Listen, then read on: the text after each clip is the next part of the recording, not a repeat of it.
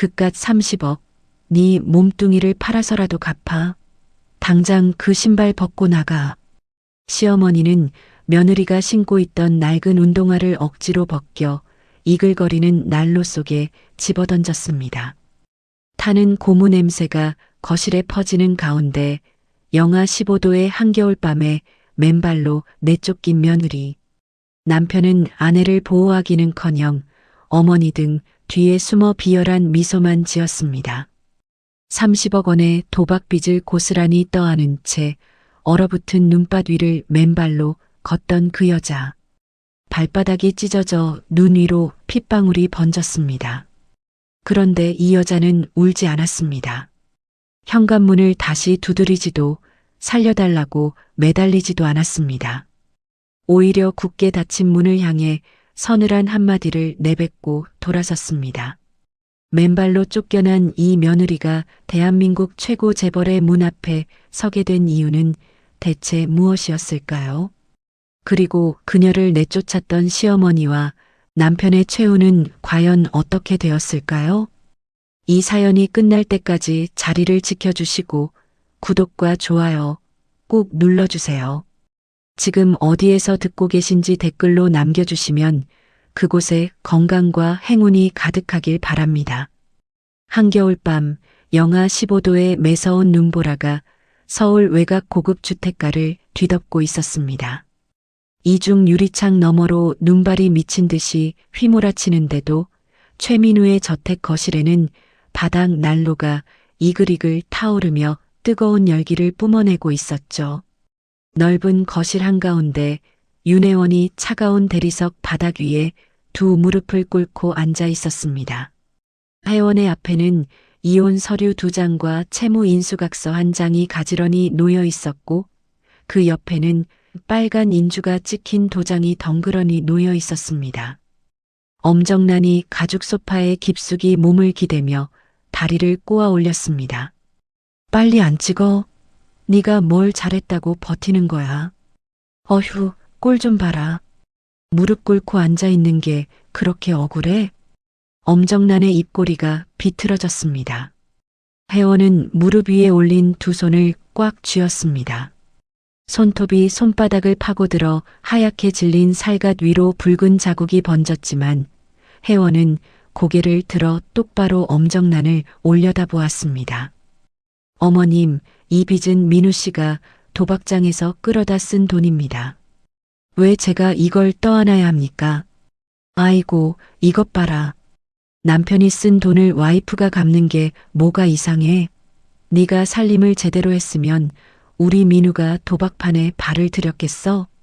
엄정란이 손가락으로 혜원을 가리키며 비아냥거렸습니다. 소파 뒤에 서 있던 최민우가 코웃음을 치며 끼어들었습니다. 맞아. 집에 오면 맨날 잔소리에 눈치에. 그러니까 내가 밖에서 스트레스를 풀 수밖에 없었지. 네가 떠안아야 하니까 떠안는 거야. 최민우는 어머니의 등 뒤에 몸을 반쯤 숨긴 채 시선을 바닥에 깔고 있었습니다. 제 입으로 그 말을 하면서도 혜원과 눈을 마주칠 배짱은 없는 사내였죠. 어머님, 30억입니다. 제가 어떻게 이 돈을 갚습니까? 내 팔자가 그런 걸 내가 어쩌라고. 몸이라도 팔든 땅이라도 파든 네가 알아서 해. 엄정란이 소파에서 몸을 일으키더니 굽이 높은 실내화로 대리석 바닥을 또각또각 올리며 혜원 앞까지 걸어왔습니다. 난로의 붉은 불빛이 엄정란의 얼굴을 반쪽만 비추었고 그림자가 드리운 나머지 반쪽은 마치 가면처럼 어둡게 잠겨 있었습니다. 내가 한 번만 더 말한다. 도장 찍어. 안 찍으면 내가 네 부모 산소를 파버릴 줄 알아. 엄정란이 손가락으로 서류를 톡톡 두드렸습니다. 혜원의 입술이 파르르 떨렸습니다. 서류 위에 적힌 금액이 눈에 박혔습니다. 30억 원. 전업주부로 살아온 32살 여자가 평생을 갈아 넣어도 갚을 수 없는 금액이었습니다. 이건 사기입니다. 저는 이 돈을 쓴 적이 한 번도 없습니다. 사기? 웃기고 있네. 엄정란은 미리 준비해둔 서류 뭉치를 혜원의 얼굴 앞에 펼쳐 보이며 콧방귀를 뀌었습니다. 여기 봐. 네 이름, 네 주민번호, 네 서명. 법적으로 네 빚이야. 이 멍청한 년아. 증거 있으면 가져와 봐. 없지? 그러니까 닥치고 도장이나 찍으란 말이야. 혜원의 동공이 크게 흔들렸습니다. 위조된 서명이 빼곡한 차용증 앞에서 혜원의 두 주먹이 부르르 떨렸습니다. 어머님, 제가 이 서명을 한 적이 없다는 건 어머님이 더 잘 아시지 않습니까? 뭐라고? 2년이 끝까지. 엄정난이 혜원의 턱을 거칠게 움켜쥐었습니다. 손톱이 혜원의 턱살을 파고들어 붉은 자국이 선명하게 남았습니다. 혜원은 이를 악물었지만 고개를 돌리지 않았습니다. 그때 엄정난은 뒤로 살짝 물러서며 오른손을 코트 안주머니 깊숙이 넣었습니다. 주머니 안에는 담배갑 크기의 소형 녹음기가 들어 있었고 엄정난의 엄지손가락이 녹음 버튼을 꾹 눌렀습니다. 아무도 눈치채지 못한 그 작은 움직임은 찰나에 끝났습니다. 엄정난은 입꼬리를 올리며 최민우를 향해 고개를 돌렸습니다. 민우야, 네가 직접 말해봐. 이 돈이 대체 누구 빚이야? 최민우는 어머니의 날카로운 눈빛에 움찔하더니 마른 침을 삼키며 머리를 긁적였습니다. 내 빚이지, 원래는. 근데 어차피 와이프 명의로 다 돌려놨으니까 이제 혜원이 거잖아. 뭘 이렇게까지 따져. 최민우는 그 말을 하면서도 혜원을 보지 않았습니다. 고개를 숙인 채 자기 손톱만 뜯고 있었죠. 엄정난은 아들의 입에서 나온 말이 녹음기에 담긴 것을 확인하듯 코트 안주머니를 살짝 어루만지며 낮게 중얼거렸습니다. 그래, 핏줄도 믿으면 안 되는 거야. 혜원은 무릎 위에서 주먹을 부르르 떨었습니다. 이 집에서 보낸 4년이 머릿속을 스쳐 지나갔습니다. 새벽 4시에 일어나 시어머니의 아침상을 차리던 손, 남편의 술값 청구서를 몰래 갚으러 새벽 편의점에서 야간 알바를 뛰던 밤, 한 번도 고맙다는 말을 들어본 적 없는 4년이었습니다. 혜원은 도장을 집어들었습니다. 서류 3장에 차례로 도장을 찍는 둔탁한 소리가 거실에 울렸습니다. 도장을 내려놓은 혜원이 바닥을 짚고 천천히 일어섰습니다. 됐습니까? 이제 이 집에서 나가겠습니다. 혜원의 목소리에는 구걸이 없었습니다. 엄정난의 눈썹이 실룩거렸습니다. 뭐, 나간다고? 울면서 매달리지도 않고? 매달려야 할 이유가 없으니까요. 엄정난의 얼굴이 불그락푸르락 변했습니다. 이 며느리가 바닥에 엎드려 살려달라고 빌 줄 알았는데 예상과 완전히 다른 반응에 자존심이 뒤틀린 것이었습니다. 2년이 끝까지 건방을 떨어. 엄정난이 두 걸음 앞으로 성큼 다가오더니 혜원의 뺨을 세게 내리쳤습니다. 찰싹 하는 소리가 넓은 거실에 쩌렁쩌렁 울렸고 혜원의 고개가 옆으로 꺾였습니다. 뺨이 벌겋게 달아올랐지만 혜원은 비틀거리면서도 다시 고개를 똑바로 세웠습니다. 어디서 근본도 없는 게 남의 집 귀한 아들 피를 빨아먹으려 들어? 그깟 30억, 네 몸뚱이를 팔아서라도 갚아. 당장 그 신발 벗고 나가. 엄정난이 침을 튀기며 소리를 질렀습니다. 그리고 혜원의 발밑을 노려보더니 허리를 숙여 혜원이 신고 있던 낡은 운동화를 억지로 잡아벗겼습니다. 혜원이 균형을 잃고 비틀거렸지만 엄정난은 아랑곳하지 않고 운동화 한 켤레를 번쩍 들어 이글거리는 난로 속에 집어던졌습니다. 불길이 순식간에 낡은 천을 삼키며 시커먼 연기를 뿜어냈고 타는 고무 냄새가 거실 가득 퍼졌습니다. 당장 그 꼴로 나가. 맨발로. 엄정난이 혜원의 등을 두 손으로 세게 떠밀었습니다. 현관문이 벌컥 열리며 영하 15도의 칼바람이 거실 안으로 쏟아져 들어왔습니다. 혜원의 맨발이 현관밖 얼어붙은 시멘트 바닥을 딛는 순간 발바닥 전체를 관통하는 고통이 온몸을 꿰뚫었습니다. 쾅! 현관문이 닫혔습니다. 문 너머로 엄정난이 킬킬대는 웃음소리와 최민우가 헤헤거리는 소리가 새어나왔습니다. 혜원의 턱 근육이 돌처럼 단단하게 경직되었습니다.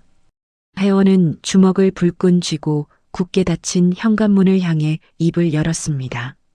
이깟 신발 더러워서 벗어주는 겁니다. 하지만 똑똑히 기억하세요. 제가 다시 당신들 앞에 서는 날 그땐 당신들 목숨줄을 쥐고 흔들어 줄 테니까. 혜원의 목소리는 떨리지 않았습니다. 차갑고 또렷한 그 한마디가 눈보라 속에서도 선명하게 울렸습니다. 혜원은 돌아섰습니다. 현관문을 다시 두드리지 않았습니다. 얇은 혹겹 옷 하나만 걸친 채 혜원은 화려한 저택들이 늘어선 골목을 한 발 한 발 내디뎠습니다.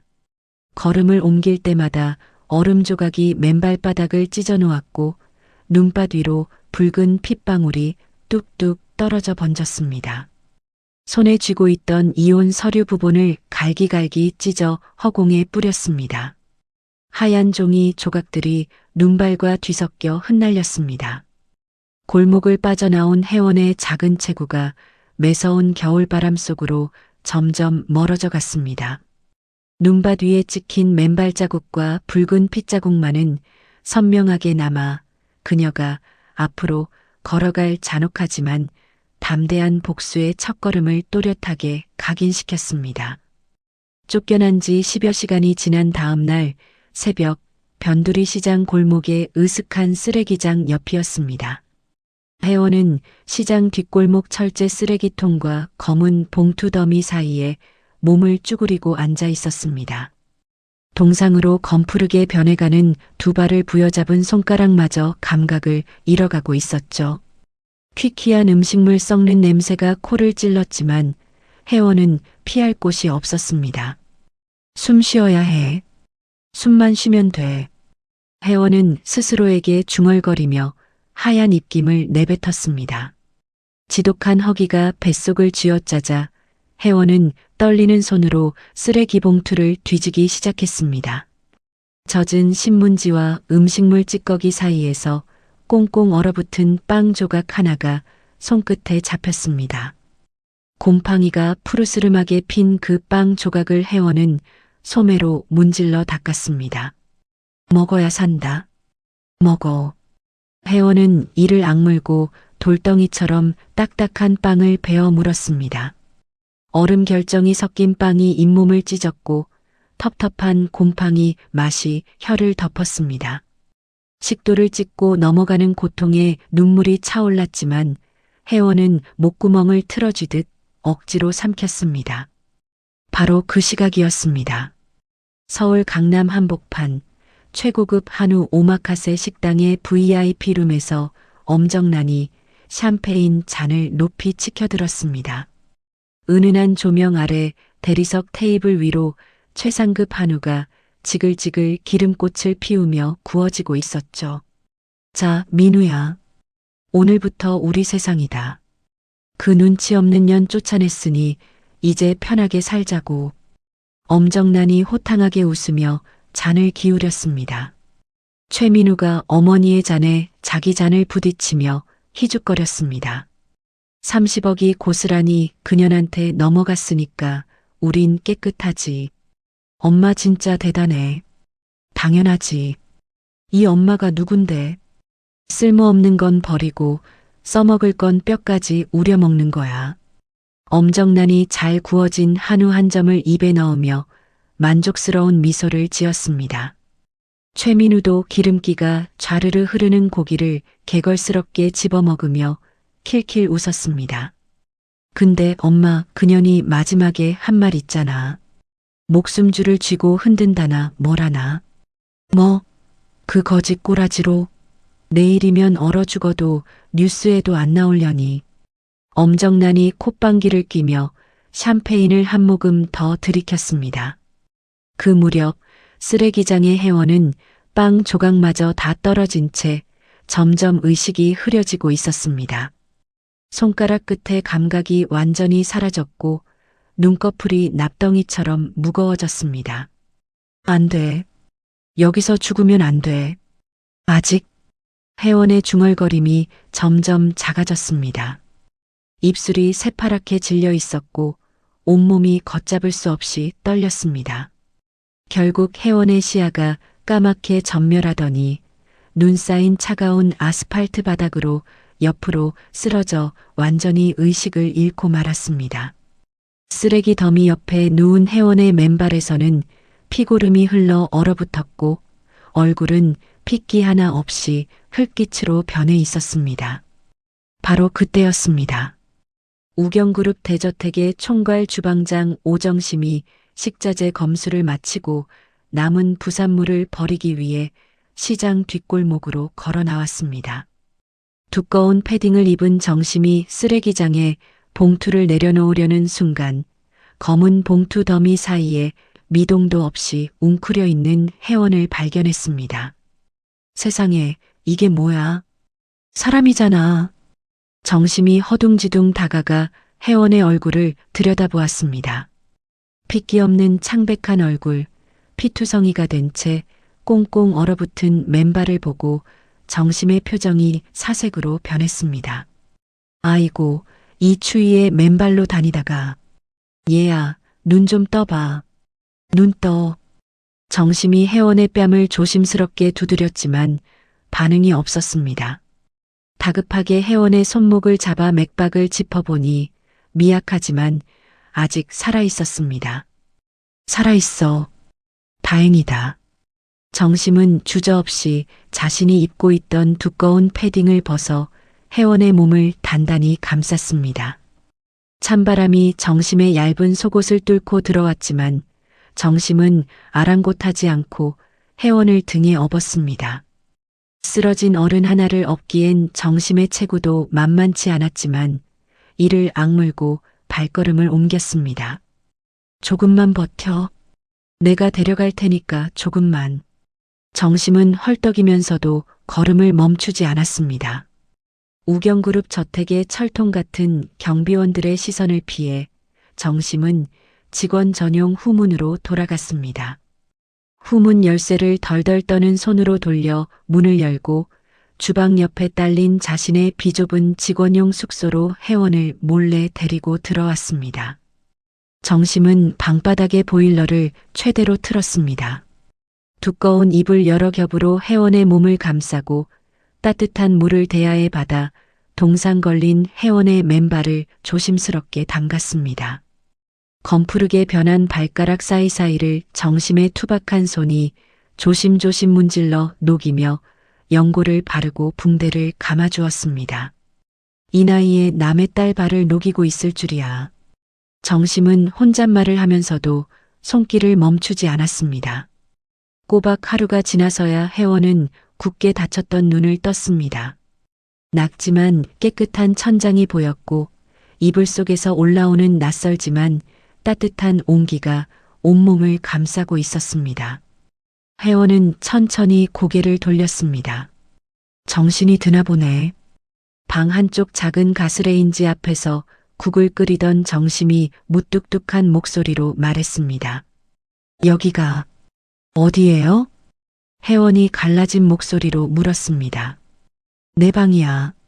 넌 시장 쓰레기장에서 얼어 죽기 직전이었어. 정심은 뚝배기에 담긴 김이 모락모락 나는 소고기 국밥을 들고 혜원 앞에 놓았습니다. 혜원의 코끝으로 고소한 국물 냄새가 스며들었습니다. 이건 말 말고 먹어. 식으면 맛없어. 정심이 숟가락을 혜원의 손에 쥐어주었습니다. 혜원은 떨리는 손으로 국밥을 한 숟가락 떠서 입에 넣었습니다. 뜨겁고 진한 국물이 목구멍을 타고 내려가자 얼어붙었던 몸속이 천천히 녹아내리는 것 같았습니다. 혜원의 눈시울이 붉어졌습니다. 왜 저를 살려주셨어요? 저 같은 사람을, 죽어가는 사람 내버려 두면 그게 사람이야?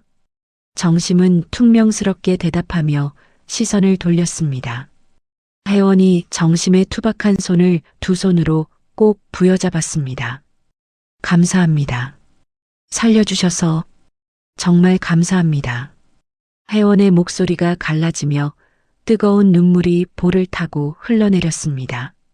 참고 참았던 눈물이 한꺼번에 쏟아지자 정심은 멋쩍은 표정으로 혜원의 등을 토닥였습니다. 울지 마. 국물에 눈물 떨어지면 짜잖아. 혜원이 눈물을 훔치며 억지로 웃어 보였습니다.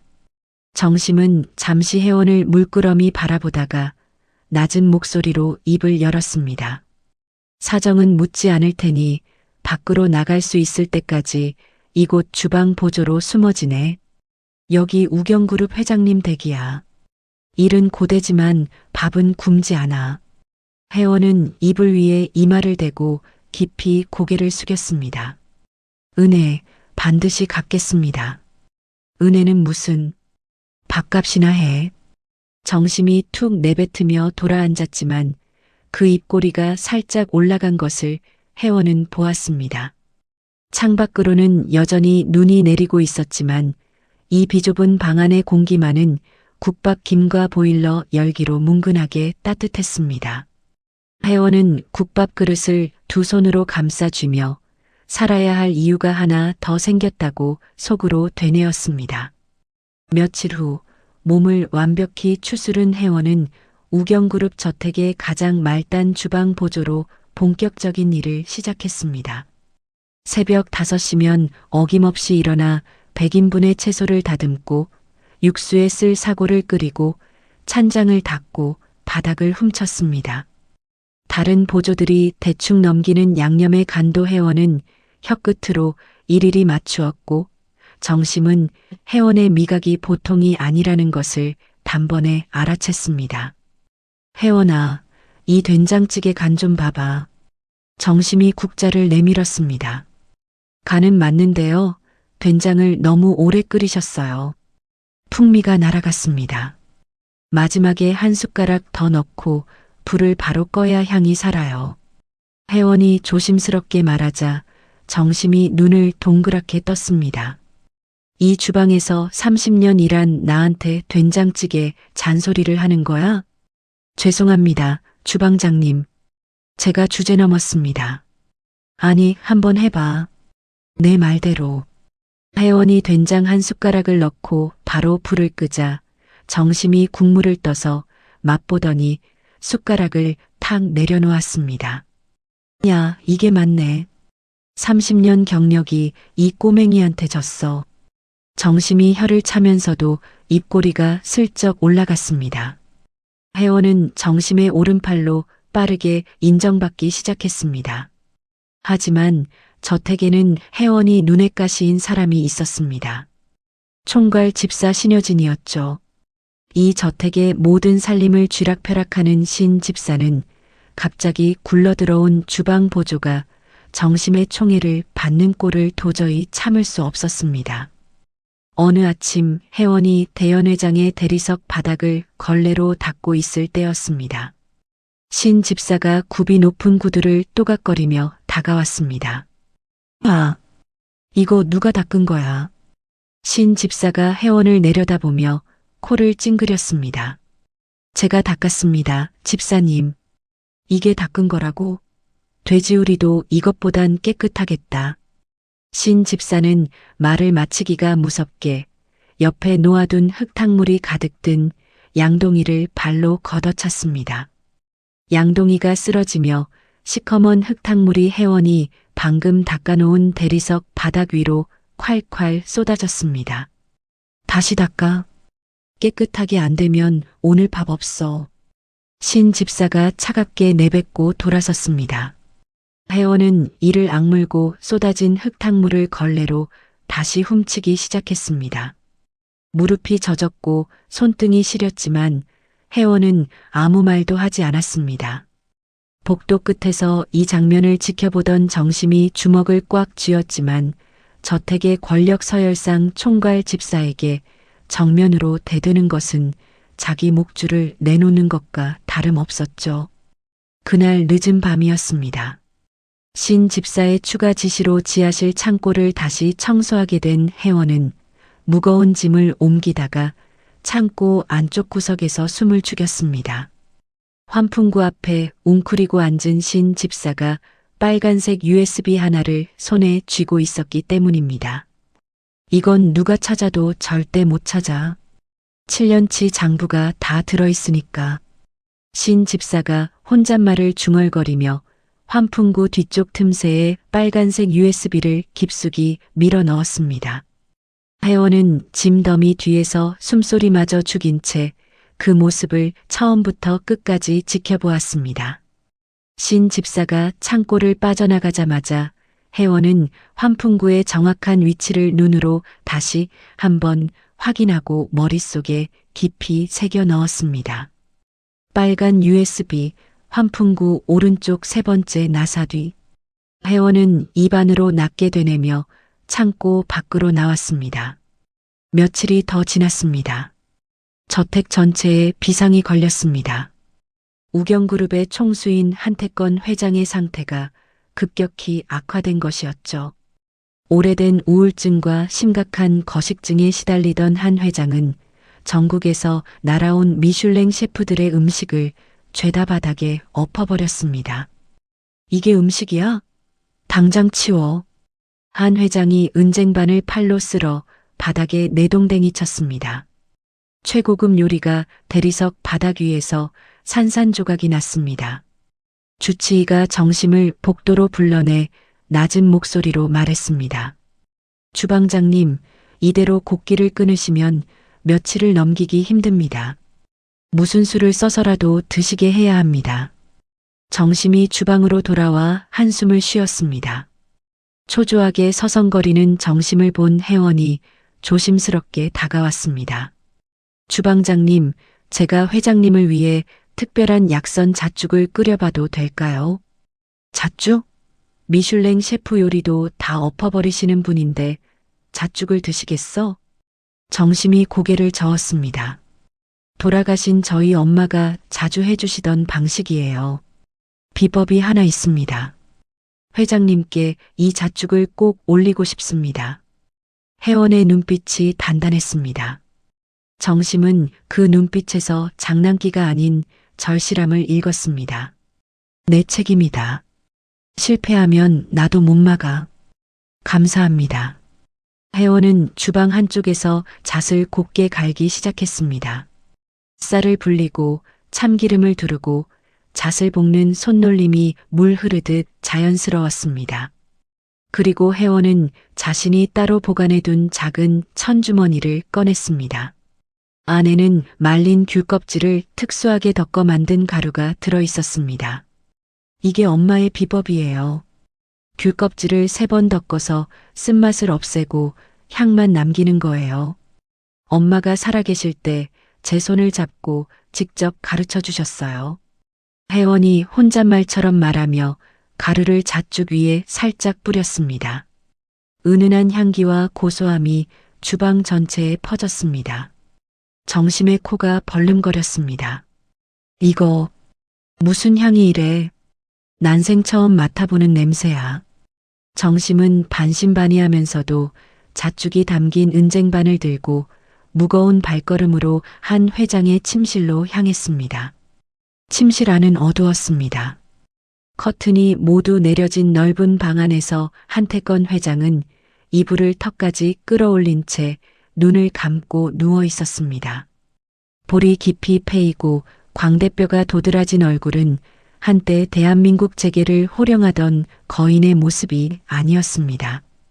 회장님, 죽을 가져왔습니다.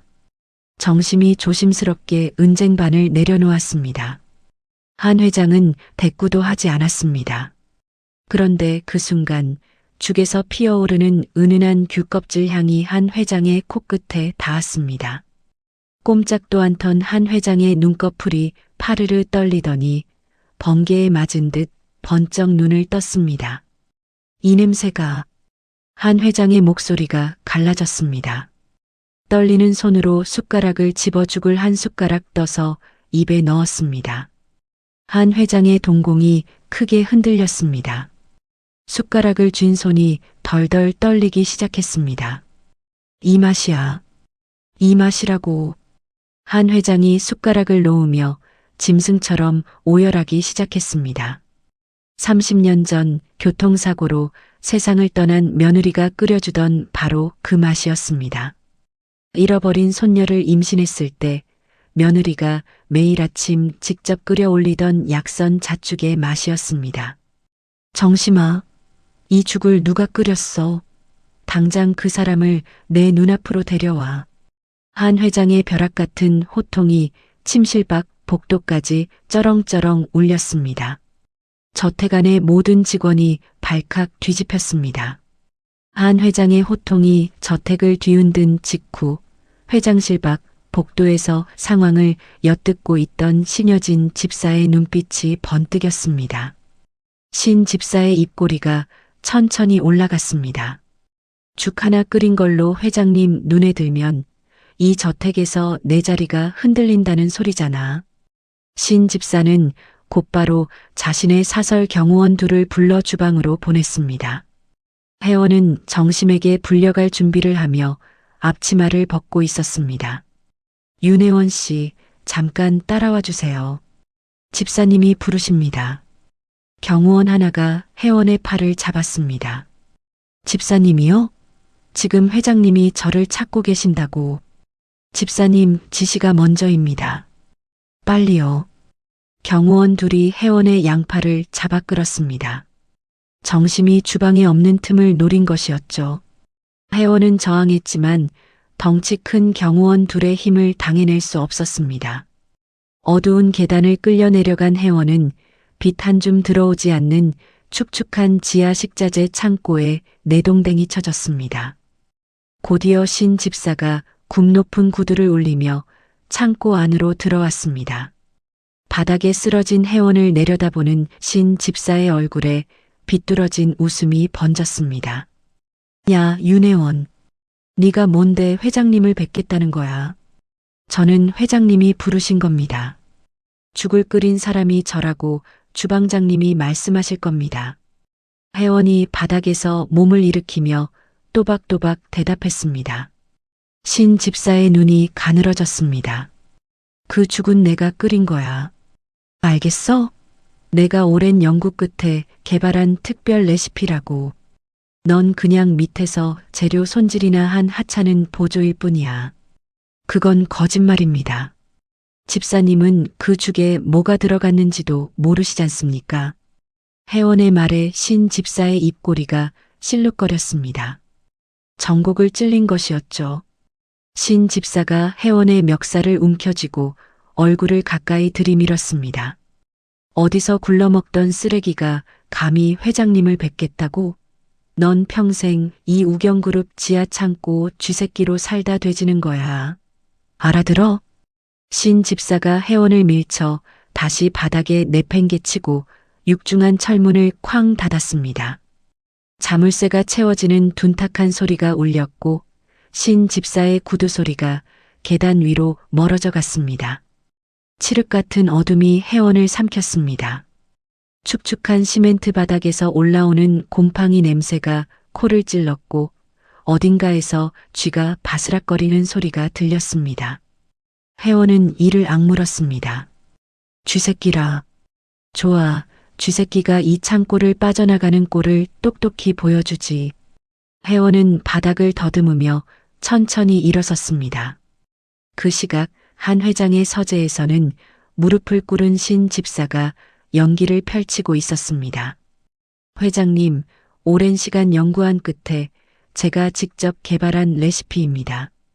회장님의 건강을 위해 밤잠을 설쳐가며 만들었습니다. 신 집사가 고개를 숙이며 눈물까지 짜냈습니다. 한 회장이 깊이 파인 눈으로 신 집사를 응시했습니다.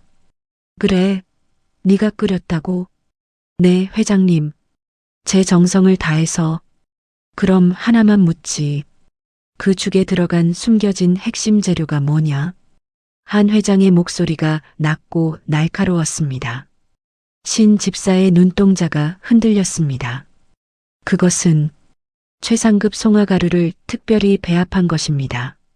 한 회장의 얼굴이 돌처럼 굳었습니다. 틀렸습니다. 한 회장은 30년이 지나도 잊을 수 없는 그 맛의 비밀이 송화가루 따위가 아니라는 것을 뼛속까지 알고 있었습니다. 이 사기꾼을 당장 끌어내. 한 회장이 앞에 놓인 뜨거운 찻잔을 집어 던졌습니다. 찻잔이 신 집사의 발밑에서 산산조각 나며 뜨거운 물이 튀었습니다. 신 집사가 기겁하며 뒤로 물러났습니다. 진짜 죽을 끓인 사람을 찾아내. 이 저택을 뒤져서라도 당장 내 앞에 세워. 한 회장이 경호팀장에게 불호령을 내렸습니다. 창고 안의 회원은 벽을 더듬어가며 천장 쪽을 올려다보았습니다. 한 줄기 빛이 새어 들어오는 곳이 있었습니다.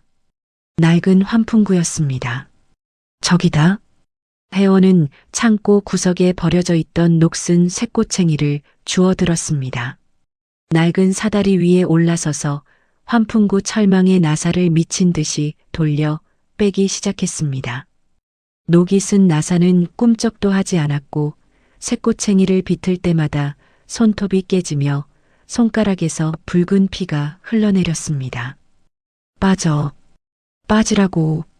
회원이 이를 악물고 온 힘을 쏟아 나사를 돌렸습니다. 끝내 첫 번째 나사가 빠졌고 두 번째, 세 번째도 차례로 빠져나왔습니다. 회원은 피범벅이 된 손으로 철망을 잡아 뜯어냈습니다. 비좁은 환풍구 통로 안으로 자신의 몸을 억지로 밀어 넣었습니다. 좁은 통로에 날카로운 모서리가 팔과 어깨를 긁어 상처를 냈지만 회원은 멈추지 않았습니다. 쥐새끼가 기어나간다. 똑똑히 봐라, 신여진. 회원은 이를 악물고 기었습니다. 온몸이 시커먼 먼지와 긁힌 상처로 엉망이 된 채 환풍구 반대편인 본관 1층 복도 천장에 도달했습니다. 천장 격자를 발로 걷어차 밀어내고 회원은 복도 바닥으로 아슬아슬하게 뛰어내렸습니다. 쿵! 먼지를 잔뜩 뒤집어 쓴 회원이 복도에 착지하는 순간 수색 중이던 경호팀장과 눈이 마주쳤습니다. 당신이 죽을 끓인 사람이요? 경호팀장이 회원의 몰골을 위아래로 훑어보며 물었습니다. 네, 접니다. 따라오시오. 회장님이 기다리고 계십니다. 경호팀장은 직감적으로 회원이 회장이 찾는 사람임을 알아차렸고 즉시 서재로 안내했습니다. 서재에 묵직한 참나무 문이 열렸습니다. 흙투성이에 피범벅인 몰골의 회원이 당당하게 걸어들어섰습니다. 소파에 앉아있던 한태건 회장이 회원을 보는 순간 숨을 멈추고 벌떡 일어났습니다. 회원의 또렷한 눈매, 꼿꼿한 코, 고집스럽게 담은 입술, 한 회장의 두 눈이 휘둥그레졌습니다. 젊은 시절 교통사고로 세상을 떠난 자신의 외아들과 소름 끼치도록 완벽하게 닮아 있었기 때문입니다. 네가 그 죽을 끓인 아이냐? 한 회장의 목소리가 떨렸습니다. 네, 회장님. 돌아가신 제 어머니가 가르쳐 주신 레시피입니다.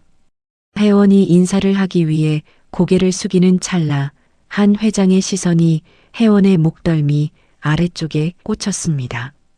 거기에 선명하게 새겨진 붉은 점 하나. 한 회장의 동공이 크게 흔들렸습니다. 그것은 30년 전 잃어버린 핏덩이 친손녀만이 가지고 있던 유전적 표식이었습니다. 며느리가 아이를 임신한 채 사고로 세상을 떠났을 때 기적적으로 살아났지만 끝내 행방을 찾지 못했던 그 아이. 잠깐만. 한 회장이 비틀거리며 회원에게 다가왔습니다. 떨리는 두 손으로 회원의 어깨를 잡고 목덜미의 붉은 점을 가까이 들여다보았습니다. 한 회장의 눈에서 눈물이 주르르 흘러내렸습니다. 네가 맞아. 네가 내 핏줄이야. 한 회장은 주저앉듯 무릎을 꿇고 흙투성이인 회원을 와락 끌어안았습니다. 거인처럼 위험 있던 노인의 어깨가 들썩이며 통곡이 터져 나왔습니다. 회원은 낯선 노인의 품에 안긴 채 영문을 모르고 굳어 있었지만 한 회장의 뜨거운 눈물이 자신의 어깨를 적시는 것을 느꼈습니다. 다음 날 아침 우경그룹 VIP 지정 병원의 특별 검사실이었습니다. 정밀 유전자 검사 결과지를 들고 온 담당 의사가 한태건 회장과 회원 앞에 섰습니다. 회장님, 윤혜원 씨와 회장님의 혈연 관계가 99.9%의 확률로 확정되었습니다. 윤혜원 씨는 회장님의 친손녀가 맞습니다. 의사의 말이 끝나기도 전에 한 회장의 눈에서 눈물이 쏟아졌습니다. 한 회장은 옆에 앉아있던 회원을 두 팔로 꽉 끌어안았습니다. 30년이다. 30년을 찾았어. 이제 두 번 다시 널 잃지 않겠다. 한 회장의 어깨가 들썩이며 통곡이 터져 나왔습니다. 회원은 할아버지의 품에 안긴 채 입술을 꽉 깨물었습니다. 쓰레기장에서 얼어 죽을 뻔했던 밤, 지하 창고에서 쥐새끼라 불리던 새벽, 그 모든 고통이 한꺼번에 밀려왔습니다. 회원의 눈에서 뜨거운 눈물이 볼을 타고 흘러내렸습니다. 할아버지, 이제 집에 온 거예요? 그래, 왔어. 이제 집에 왔어. 한 회장이 회원의 머리를 쓸어내리며 끝없이 고개를 끄덕였습니다. 하루아침에 밑바닥 주방 보조에서 대한민국 최고 재벌 우경그룹의 유일한 직계 후계자로 신분이 수직 상승했습니다. 회원은 저택 최상층의 최고급 펜트하우스로 거처를 옮겼습니다. 며칠 뒤 열릴 후계자 공식 취임식을 위해 유럽에서 비행기로 공수된 수천만 원짜리 맞춤 드레스가 회원의 방에 도착했습니다. 회원님, 이 드레스는 파리에서 직접 재단하여 공수한 것입니다. 구두도 이탈리아 장인이 손수 만든 수제화입니다. 스타일리스트가 조심스럽게 드레스를 꺼내 보였습니다. 순백의 드레스에 촘촘히 박힌 보석들이 조명 아래서 찬란하게 빛났습니다. 회원은 전신 거울 앞에 섰습니다. 드레스를 걸치고 화려한 수제화를 신은 자신의 모습을 물끄러미 바라보았습니다. 며칠 전까지 맨발로 창고 바닥을 기던 사람이 이게 정말 나야? 회원이 거울 속 자신에게 낮게 중얼거렸습니다. 손끝이 미세하게 떨렸지만 회원은 주먹을 꽉 쥐고 어깨를 폈습니다. 바로 그 시간이었습니다. 엄정난의 낡은 빌라 현관문이 쾅 부서져 열렸습니다. 검은 양복을 입은 사채업자 4명이 신발도 벗지 않은 채 거실로 밀고 들어왔습니다. 엄정난, 이자 포함해서 5억이야. 오늘 안에 안 갚으면 이 집 통째로 날린다. 덩치 큰 사채업자가 소파를 발로 걷어찼습니다. 엄정난이 기겁하며 벽에 등을 붙였습니다. 한 달만 더 시간을 주세요. 돈을 마련할 때가 있어요. 한 달? 지난번에도 그 소리 했잖아. 됐어. 딱지 붙여. 사채업자들이 가구며 가전제품마다 빨간 딱지를 무자비하게 붙이기 시작했습니다. 냉장고에, TV에, 침대에, 심지어 신발장에까지 빨간 딱지가 덕지덕지 붙었습니다. 안 돼. 이건 내 거야. 손대지 마. 엄정난이 사채업자의 다리를 붙잡았지만 사채업자가 발로 걷어차 밀어냈습니다. 엄정난은 바닥을 기며 울부짖었습니다. 제발 살려주세요. 살려달라고요.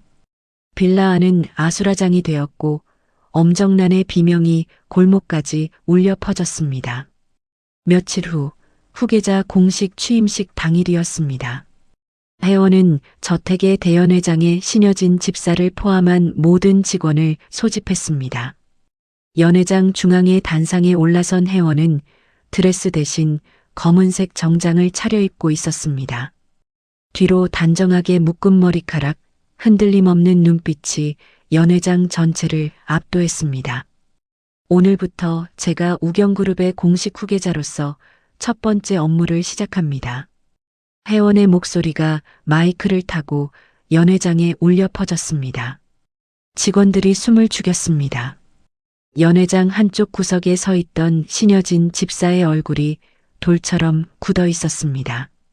혜원은 단상 위에서 천천히 시선을 돌려 신 집사를 정면으로 응시했습니다. 신여진 집사님, 앞으로 나와주시겠어요? 신 집사의 눈꺼풀이 파르르 떨렸습니다. 저를요? 무슨 일이신지 나오시라고 했습니다. 혜원의 목소리에 온기가 없었습니다. 신 집사가 뻣뻣한 발걸음으로 단상 앞까지 걸어 나왔습니다. 혜원은 정장 주머니에서 빨간색 USB 하나를 꺼내 들었습니다. 신 집사의 눈동자가 크게 흔들렸습니다. 이게 어디서? 지하 창고 환풍구 오른쪽 세 번째 나사 뒤. 거기 숨겨둔 거 맞죠? 신 집사의 얼굴에서 핏기가 완전히 빠져나갔습니다. 혜원은 빨간색 USB를 연회장 대형 스크린 컨트롤러에 직접 연결했습니다. 스크린이 켜졌습니다. 신 집사가 지난 7년간 식자재 대금을 부풀려 개인 계좌로 빼돌린 수십억 원대 이중 장부의 엑셀 파일이 낱낱이 띄워졌습니다. 거래 날짜, 부풀린 금액, 입금된 계좌번호까지 한 줄 한 줄이 스크린에 선명하게 펼쳐졌습니다. 연회장이 술렁거렸습니다. 직원들 사이에서 웅성거리는 소리가 파도처럼 번졌습니다. 저건 집사님이 그런 짓을 7년이나? 신 집사의 다리에서 힘이 빠졌습니다. 그 자리에 털썩 주저앉아 온몸을 덜덜 떨었습니다. 이건 오해예요. 이건 누가 조작한 거예요.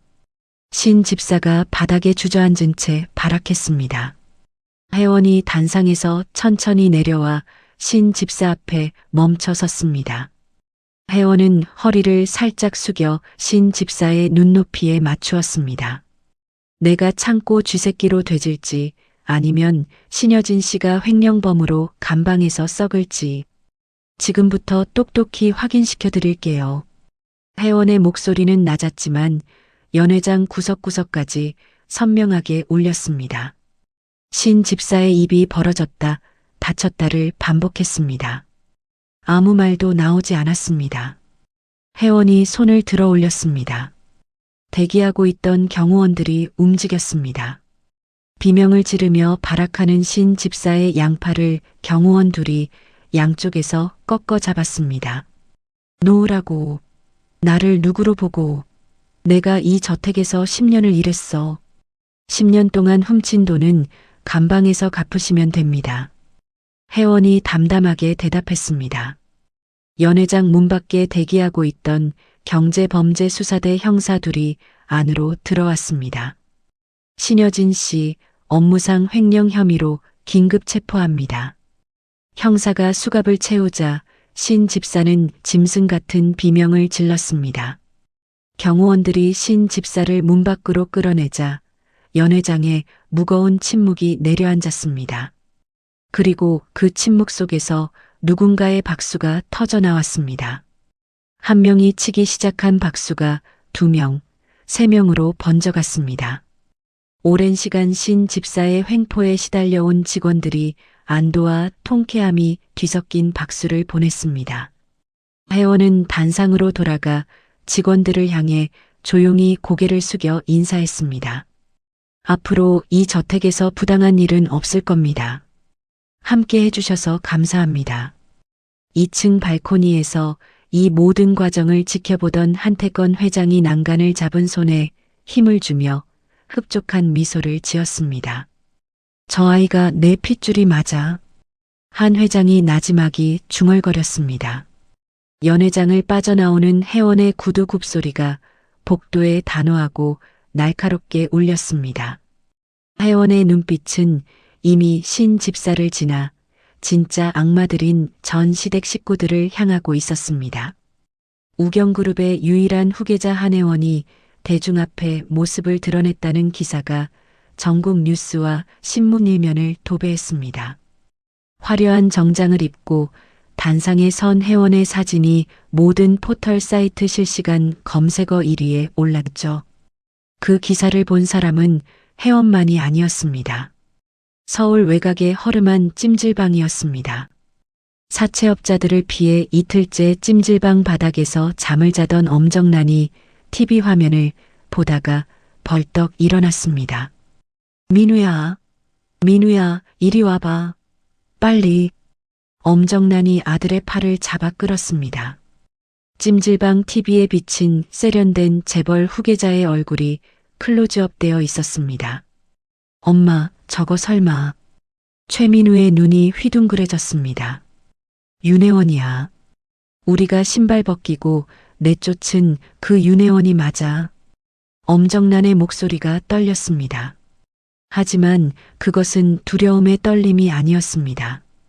엄정란의 눈동자 안에서 지독한 탐욕의 불꽃이 타올랐습니다. 엄마, 큰일 났다. 그년이 재벌이면 우리한테 복수하려고. 닥쳐, 이 멍청아. 엄정란이 최민우의 뒤통수를 때렸습니다. 복수? 그게 중요한 게 아니야. 전현이 우경그룹 후계자라면 돈이 얼마야? 수천억이야. 거기서 100억만 뜯어내면 빚 갚고도 평생 호의호식이야. 100억을 어떻게 뜯어내? 그년이 순순히 줄 리가 없잖아. 최민우가 고개를 저었습니다. 엄정란이 아들의 귀에 입을 가까이 대며 속삭였습니다. 그년의 약점을 잡으면 돼. 사람한테는 누구나 급소가 있어. 며칠 동안 엄정란과 최민우는 우경저택 주변을 배회하며 동태를 살폈습니다. 저택 후문 근처에 숨어 망원경으로 들여다보던 엄정란의 눈이 번뜩였습니다. 혜원이 매일 아침 저택을 나서기 전 총괄 주방장 오정심의 손을 꼭 잡고 인사를 하는 장면이 반복되었기 때문입니다. 저 늙은이야. 혜원이가 어머니처럼 따르는 저 늙은이가 급소다. 엄정란의 입꼬리가 올라갔습니다. 엄마, 그건 너무 위험해. 납치는 중범죄라고. 중범죄? 우리가 지금 감옥을 걱정할 처지야? 사채업자한테 죽느냐, 100억을 뜯어내느냐 둘 중 하나야. 엄정란이 이를 드러내며 으르렁거렸습니다. 최민우는 어머니의 눈빛에 질려 입을 다물었습니다. 며칠 뒤 해질녘이었습니다. 저녁 찬거리를 사기 위해 홀로 전통시장을 찾은 정심이 고등어를 고르고 있었습니다. 시장 골목에는 퇴근길 사람들이 붐비고 있었지만 정심이 인적이 드문 뒷골목으로 접어드는 순간 검은 승합차 한 대가 뒤에서 바짝 다가왔습니다. 이게 뭐? 정심이 뒤를 돌아보려는 찰나 건달 둘이 뛰어내려 정심의 입을 막고 몸을 들어 올렸습니다. 정심의 비명은 건달의 손바닥에 짓눌렸습니다. 장바구니에서 고등어가 바닥에 떨어져 퍼덕거렸습니다. 정심은 검은 봉지가 머리에 씌워진 채 승합차에 실려 순식간에 사라졌습니다. 경기도 외곽, 인적이 완전히 끊긴 폐공장이었습니다. 녹슨 철골 기둥 사이로 차가운 바람이 휘몰아쳤습니다. 정심은 나무 의자에 밧줄로 꽁꽁 묶인 채 감금되어 있었습니다. 얼굴에는 맞은 자국이 시퍼렇게 멍이 들었고 입술이 터져 피가 흘러내렸습니다. 제발 왜 이러는 거예요? 저는 아무것도 모르는 사람이에요. 정심이 떨리는 목소리로 애원했습니다. 엄정란이 정심 앞에 쪼그리고 앉으며 비뚤어진 미소를 지었습니다. 아무것도 모르는 사람이 왜 윤혜원이한테 엄마 대접을 받아? 걱정 마. 혜원이가 돈만 보내면 살려줄 테니까. 밤 10시 혜원의 개인 휴대전화가 울렸습니다. 발신 번호 표시 제한. 혜원이 전화를 받자 수화기 너머로 소름 끼치는 웃음소리가 들려왔습니다. 오래간만이네, 혜원아. 시어머니 목소리 못 알아듣겠어? 혜원의 심장이 얼어붙었습니다. 손가락이 휴대전화를 쥔 채 하얗게 질렸습니다. 어머님이 왜? 어머님? 아이고 고맙다. 아직도 어머님이라 불러주는 거 보니까 예의는 남아있네. 엄정난이 킬킬 웃었습니다. 용건만 말씀하세요. 용건? 좋아. 간단해. 엄정난의 웃음이 뚝 멈추었습니다. 당장 현금 100억 준비해. 안 내놓으면 이 늙은이 목을 비틀어버리고 네가 과거에 외도를 저질러 빚을 남기고 시댁에서 도망친 패륜녀라는 가짜 폭로 영상을 언론에 풀 테니까. 회원의 주먹이 꽉 쥐어졌습니다. 정심 주방장님한테 무슨 짓을 한 겁니까? 무슨 짓이긴. 잘 모시고 있지. 아직은. 엄정난이 전화기를 정심의 입가에 가져다 대었습니다. 혜원아, 나는 괜찮으니 이것들 말 듣지 마. 듣지 마. 정심의 신음 섞인 목소리가 수화기를 타고 흘러나왔습니다. 뒤이어 정심을 때리는 둔탁한 소리와 비명이 들렸습니다. 그만하세요. 혜원이 소리쳤습니다. 온몸이 부들부들 떨렸습니다. 내일 정오까지 100억. 늦으면 이 늙은이 장례치를 준비해. 뚜뚜뚜. 전화가 끊겼습니다. 혜원은 휴대전화를 쥔 채 방 안에 주저앉았습니다. 갓 후계자로 인정받아 그룹 내 입지를 다져야 하는 가장 중요한 시기였습니다. 가짜 스캔들이 터지면 할아버지의 체면은 물론이고 그룹 주가까지 폭락할 수 있었습니다. 하지만 돈을 보내지 않으면 목숨을 건져준 은인이 죽습니다. 혜원은 이마를 바닥에 대고 두 주먹으로 바닥을 쳤습니다. 어떻게 해야 해? 어떻게? 심야에 혜원의 방에서 새어나오는 불빛을 본 한태건 회장이 문을 두드렸습니다. 혜원아, 아직 안 잤어? 무슨 일 있는 거냐? 아닙니다, 할아버지. 서류를 검토하느라 늦었어요. 들어가서 주무세요. 혜원은 떨리는 목소리를 억지로 누르며 대답했습니다. 이 추악한 진흙탕에 할아버지를 끌어들일 수 없었습니다. 몸 축나게 무리하지 마라. 내가 너 아프면 안 되는 사람이야. 한 회장의 발걸음이 복도를 지나 멀어졌습니다. 혜원은 입술을 피가 나도록 깨물었습니다. 한편 폐공장에서는 돈을 받지 못해 극도로 흥분한 사채업자들까지 엄정난에게 전화를 걸어 압박하고 있었습니다. 엄정난, 내일까지 5억 안 갚으면 너도 그 늙은이 옆자리야. 사채업자의 으름장에 엄정난의 얼굴이 하얗게 질렸습니다. 엄정난은 건달들을 향해 소리쳤습니다. 시간이 없어. 그 늙은이 손가락이라도 잘라서 혜원이한테 보내. 정심의 목숨이 분초를 다투는 위태로운 상황으로 치닫고 있었습니다. 혜원은 방 안을 미친 듯이 서성거렸습니다. 100억 원을 송금하면 정심을 살릴 수 있을까? 아닙니다. 저 짐승들에게 돈을 주는 순간 끝없는 협박의 굴레에 빠지고 결국 정심도 죽게 됩니다. 혜원은 냉혹한 현실을 직시했습니다. 떨리던 혜원의 눈빛이 서서히 가라앉았습니다. 두 주먹을 쥔 손등의 핏줄이 불끈 솟았습니다. 돈으로 목숨을 구걸하지 않겠어. 뿌리째 뽑아버리겠어. 혜원은 곧바로 우경그룹 비서실장에게 전화를 걸었습니다. 비서실장님, 지금 즉시 그룹 소속 최정예 사설 경호팀과 정보팀을 비상 소집해 주세요. 내일 새벽까지 전원 대기 상태로. 수화기 너머에서 잠시 침묵이 흘렀습니다. 알겠습니다. 즉시 소집하겠습니다. 혜원은 전화를 끊고 창밖을 바라보았습니다. 칠흑 같은 밤하늘 아래로 서울의 불빛이 깔려 있었습니다. 혜원의 눈에는 더 이상 눈물도 두려움도 없었습니다. 오직 은인을 구하고 악의 뿌리를 통째로 태워버리겠다는 서늘한 결의만이 차갑게 빛나고 있었습니다.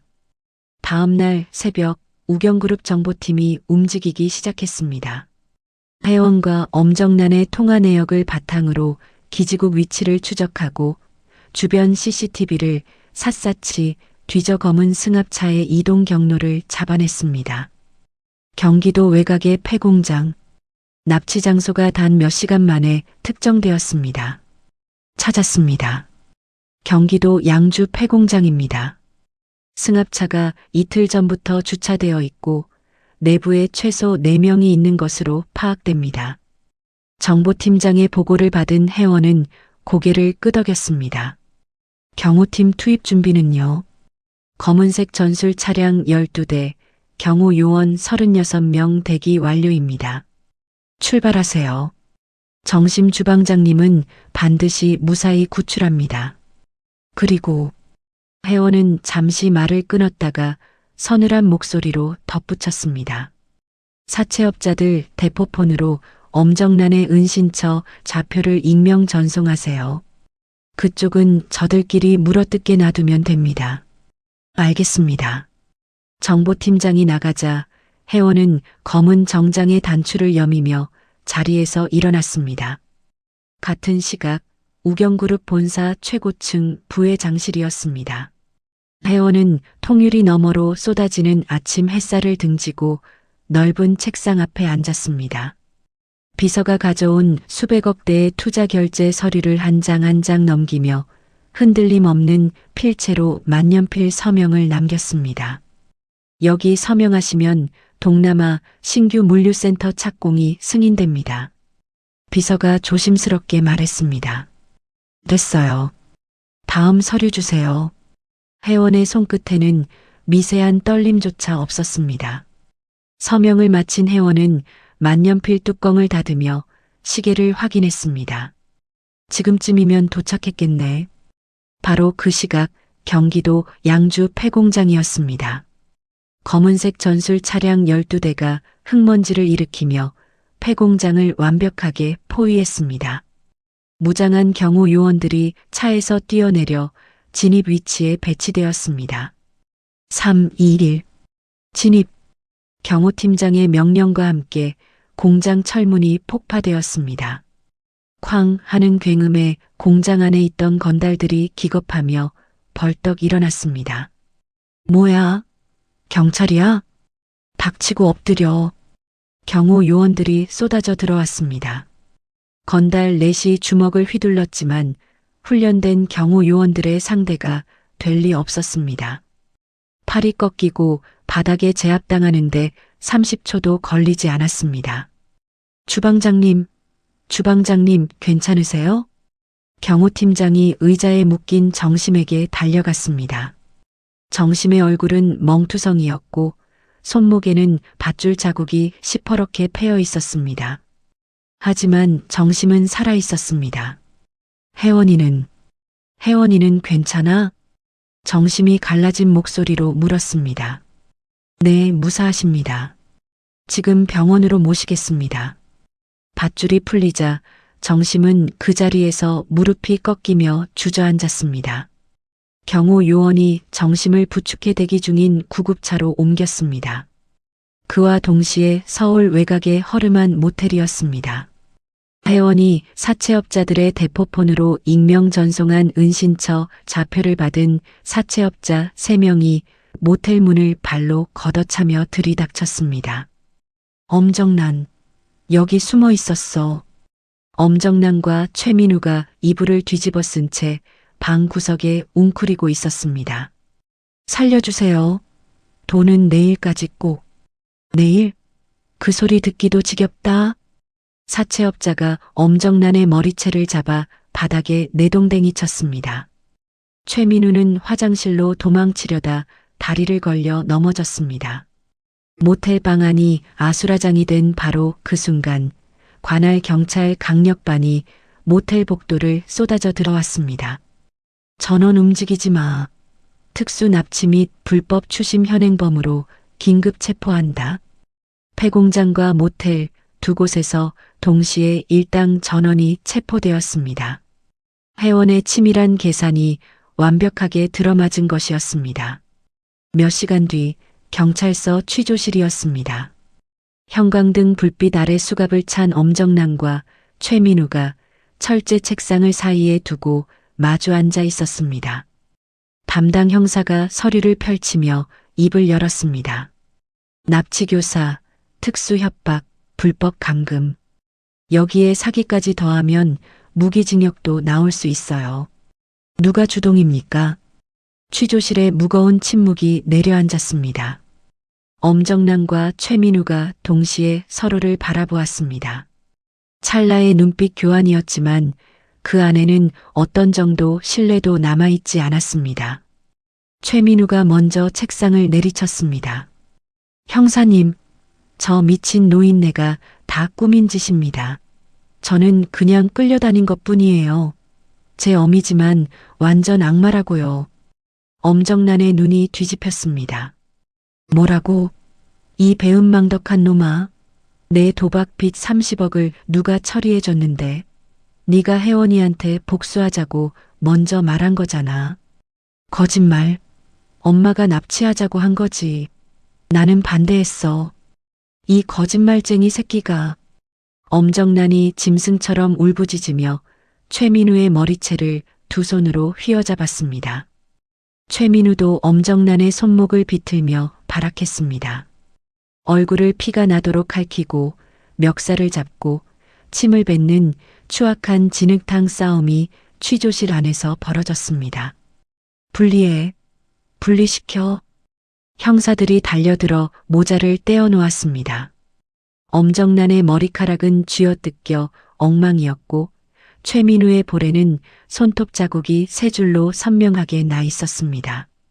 이 모든 아수라장을 취조실 밖 일방향 거울 너머에서 지켜보는 사람이 있었습니다. 혜원이었습니다. 혜원의 입가에 비로소 차갑고 통쾌한 미소가 번졌습니다. 혜원은 거울 문을 열고 취조실 안으로 걸어 들어갔습니다. 구두굽이 콘크리트 바닥을 또각또각 울렸습니다. 바닥에 뒹굴며 피투성이가 된 모자가 혜원을 올려다보았습니다. 엄정난의 눈이 공포로 크게 벌어졌습니다. 혜원아. 부르지 마세요. 그 입으로 제 이름을 부를 자격 없으니까. 혜원은 구두굽으로 바닥을 가볍게 치며 모자를 내려다보았습니다. 벌써부터 그렇게 자기들끼리 물어뜯으면 재미없지. 진짜 지옥은 이제부터 시작인데. 혜원의 목소리는 낮았지만 취조실 전체를 얼려붙게 만들었습니다. 최민우가 바닥에 이마를 찌우며 울부짖었습니다. 혜원아, 제발. 나는 어머니한테 끌려다닌 것뿐이야. 한 번만 봐줘. 봐준다고? 내가 맨발로 눈밭에 쫓겨날 때 당신은 뒤에 숨어서 웃고 있었잖아. 혜원은 시선을 돌려 담당 형사에게 작은 물건 하나를 건넸습니다. 담배갑 크기의 낡은 녹음기였습니다. 이건 사채업자들에게서 회수한 엄정난의 소형 녹음기입니다. 이 안에 며느리에게 30억 빚을 덮어 씌운 모자의 금융 사기 자백이 모두 담겨 있습니다. 형사가 녹음기의 재생 버튼을 눌렀습니다. 취조실의 과거의 음성이 울려 퍼졌습니다. 민우야, 네가 직접 말해봐. 이 돈이 대체 누구 빚이야? 내 빚이지, 원래는. 근데 어차피 와이프 명의로 다 돌려놨으니까 이제 혜원이 거잖아.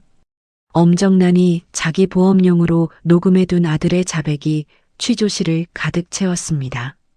엄정난의 얼굴이 백지장처럼 하얗게 변했습니다. 이건 이건 아니야. 납치교사의 거액의 사기, 무고죄까지.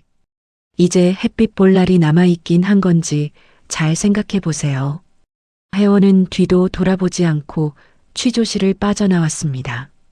뒤에서 엄정난이 바닥에 머리를 찌우며 살려달라고 오열하는 소리가 들렸습니다. 최민우의 울음소리도 섞여 들렸습니다. 혜원은 걸음을 멈추지 않았습니다. 경찰서 정문을 나서자 차가운 겨울바람이 혜원의 뺨을 스쳤습니다. 혜원은 깊이 숨을 들이마시고 하늘을 올려다보았습니다.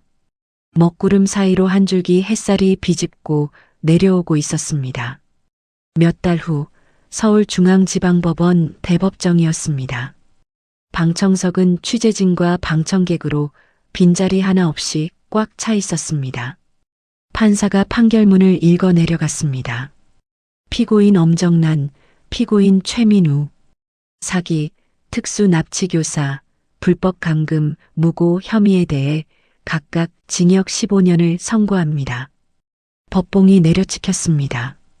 방청석이 웅성거렸습니다. 피고인석에 앉아있던 엄정난의 얼굴이 회색빛으로 변했습니다. 15년이요? 판사님, 저는 아들한테 속은 겁니다. 저놈이 다 꾸민 짓이라고요. 엄정난이 발악하며 자리에서 벌떡 일어났습니다. 옆자리에 최민우가 이를 드러내며 쏘아붙였습니다. 뻔뻔하기는 납치하자고 한 게 누군데 끝까지 남 탓이야? 닥쳐, 이 못난 놈아. 네가 도박만 안 했으면 이 지경이 됐겠어? 내 도박이 문제야? 엄마 욕심이 문제지. 법정 경위들이 달려들어 모자를 분리시켰습니다. 수갑이 채워진 두 손으로도 서로를 향해 발악하는 모자의 추악한 몰골에 방청석 곳곳에서 한숨과 혀를 차는 소리가 터져 나왔습니다. 호송차에 실려 각각 다른 교도소로 향하는 모자의 얼굴에는 더 이상 거만함도 비열한 미소도 남아있지 않았습니다. 여자 교도소에 수감된 엄정난의 생활은 처참했습니다. 흉악범들이 모인 수감동에서 엄정난은 서열 꼴찌였습니다. 매일 새벽 5시에 일어나 겨울 찬물로 공용 변기를 맨손으로 닦아야 했습니다.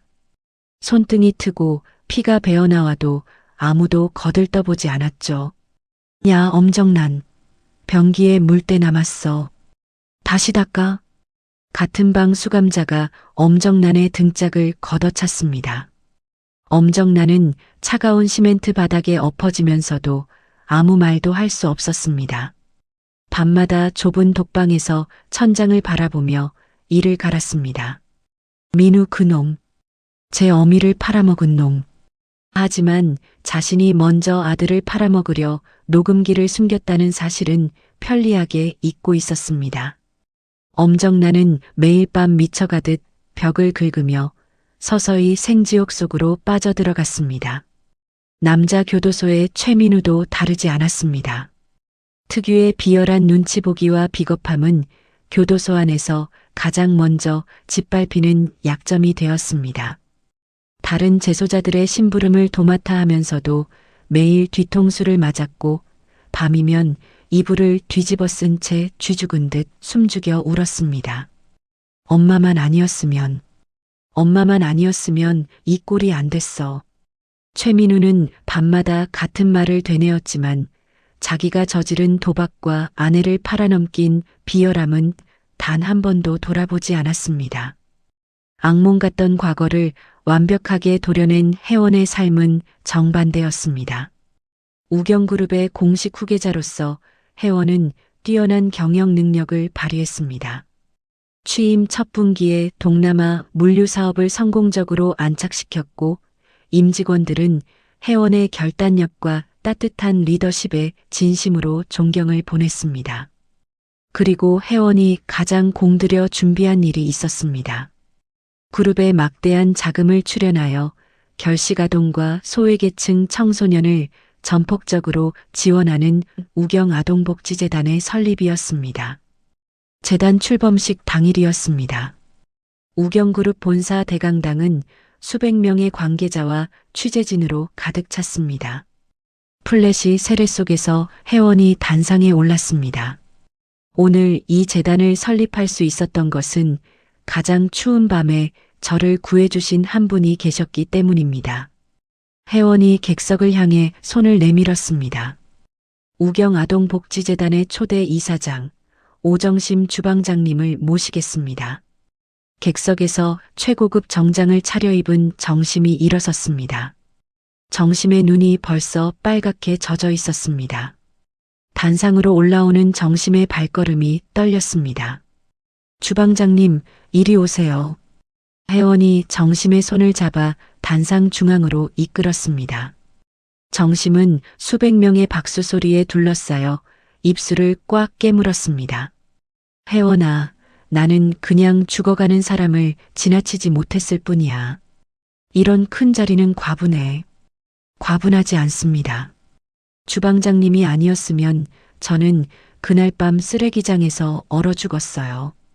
이건 제 은혜 갚음이 아니라 당연히 받으셔야 할 자리입니다. 회원의 눈에 뜨거운 것이 차올랐습니다. 정심은 더 이상 참지 못하고 왈칵 눈물을 쏟았습니다. 회원이 무대 위에서 정심을 따뜻하게 끌어안았습니다. 대강당 전체에 박수 소리가 우레처럼 쏟아졌습니다. 객석 맨 앞줄에 앉아 이 모습을 지켜보던 한태권 회장이 주름진 눈가를 손수건으로 닦았습니다. 거식증으로 뼈만 남았던 얼굴에 살이 오르고 눈빛에 생기가 돌아와 있었습니다. 한 회장은 흐뭇하고 평화로운 박수를 보내며 나지막이 중얼거렸습니다. 잘 컸다, 우리 손녀.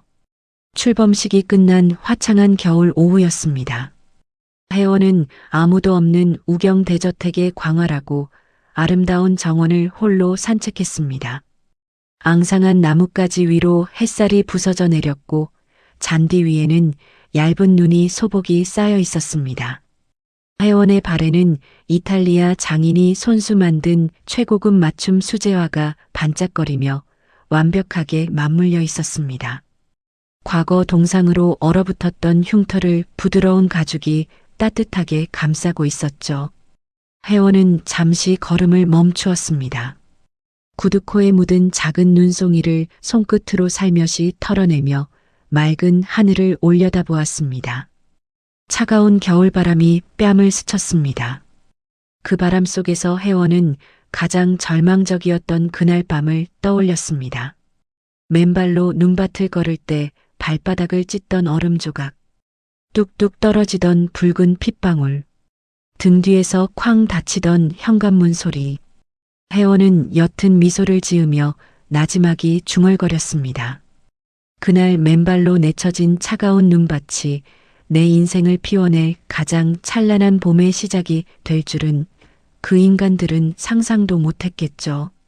회원은 다시 걸음을 옮겼습니다. 꼿꼿하고 당당한 어깨, 흔들림 없는 발걸음이었습니다. 맑은 햇살 아래 정원을 걸어나가는 회원의 경쾌한 구두 굽소리가 웅장한 저택에 울려 퍼졌습니다. 이렇게 해서 윤회원의 길고 험난했던 이야기가 모두 끝이 났습니다. 시어머니에게 30억 빚을 떠안고 맨발로 쫓겨났던 그 여자는 인생의 가장 밑바닥에서도 무릎을 꿇지 않았습니다. 쓰레기장에서 얼어 죽을 뻔한 그날 밤 따뜻한 손 하나가 그녀를 살려주었고 회원은 그 은혜를 끝끝내 잊지 않고 갚았습니다. 반대로 남의 고열을 빨아먹고 살던 엄정남과 최민우는 어떻게 되었습니까? 가장 가까운 핏줄끼리 서로의 머리채를 잡고 물어뜯다가 차가운 감옥 바닥에서 남은 인생을 보내고 있습니다. 남에게 못 박은 사람은 반드시 그 못이 자기에게 돌아옵니다. 엄정난이 며느리의 신발을 불 속에 던졌을 때 그 불길이 결국 자기 자신을 태울 줄은 꿈에도 몰랐을 겁니다. 세상 살다 보면 억울한 일도 있고 부당한 일을 당할 때도 있습니다. 그래도 포기하지 마세요. 혜원이처럼 이를 악물고 한 발 한 발 걸어가다 보면 반드시 하늘이 알아주는 날이 옵니다. 그리고 어려운 시절에 손 내밀어준 사람, 그 고마움을 절대 잊지 마세요. 은혜를 갚을 줄 아는 사람에게는 반드시 더 큰 복이 돌아오는 법입니다. 오늘 사연이 마음에 와닿으셨다면 화면 아래 빨간 구독 버튼과 좋아요를 꾹 눌러주시고 지금 듣고 계신 곳의 날씨가 어떤지 댓글 한 줄 남겨주세요. 여러분의 따뜻한 한마디가 저에게 큰 힘이 됩니다. 오늘도 건강하시고 사랑하는 가족과 함께 따뜻한 하루 보내시길 진심으로 바랍니다. 감사합니다.